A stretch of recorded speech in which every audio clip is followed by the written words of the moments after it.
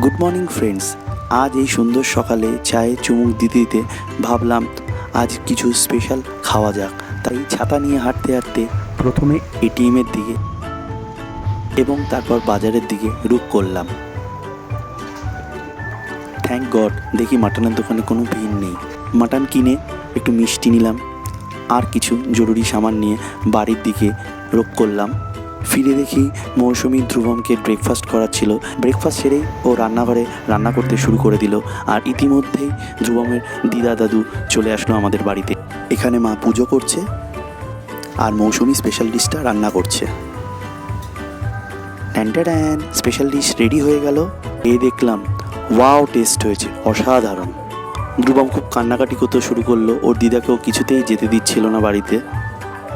অনেক কষ্টে মৌসুমি ধ্রুবমকে বুঝিয়ে ওর বাবা মাকে সি অফ করলো।